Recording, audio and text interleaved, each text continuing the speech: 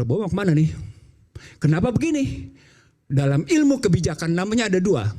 Apa yang discontinuing, apa yang continuing. Apa yang diputus tidak berlanjut, apa yang berlanjut. Nah, ketika orang-orang Joko Widodo kemudian duduk lagi dalam kabinet, namanya berlanjut. Nah, berlanjutnya apa? Berlanjutlah muncul hak undang-undang cipta kerja yang ternyata tidak menciptakan kerja. Muncullah undang-undang IKN yang kemudian tidak berdaya apa-apa, itu IKN. Muncullah undang-undang kesehatan yang membuat rakyat Indonesia sesungguhnya tidak punya kedaulatan dalam kesehatan. Artinya Tunduk ada pada namanya Badan harus Kesehatan ada Dunia. perubahan radikal. Beda pengertian perubahan yang kita lakukan secara baik-baik dengan perubahan radikal. Saya semalam menyatakan di sebuah TV, sama seperti pernyataan tadi teman-teman Komisi 11 terhadap yang namanya Purbaya Yudi Sadewa. Diperlukan pemikiran outbox karena situasi sekarang bukan situasi yang kemarin.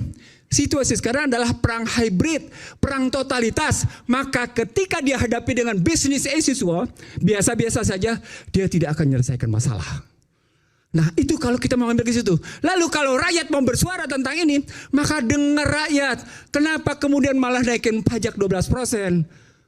Masalah, kenapa kemudian malah mengurangi transfer ke daerah dari 25%, dari 27 sampai 29, turun dia menjadi 25, turun dia sekarang menjadi 20%. Berat. Padahal namanya, tahu nggak? Hari ini berita apa? Sejumlah hotel dan restoran terancam tertutup karena transfer ke daerah makin berkurang, sehingga tidak berdaya. Apa poinnya?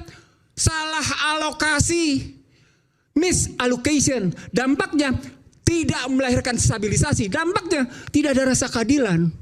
Artinya yang Anda bicara tentang radikal, perbaiki dulu model berpikir fiskalnya, perbaiki dulu model berpikir moneternya, baru bicara ekonomi sosialnya. Karena dampak dari fiskal dan moneter itu adalah seperti yang kita bahas ini sekarang. Baru kita masuk ke dalam sistem politik, berdampingan dia mikirnya mestinya. Begitu, Aiman. Oke, baik.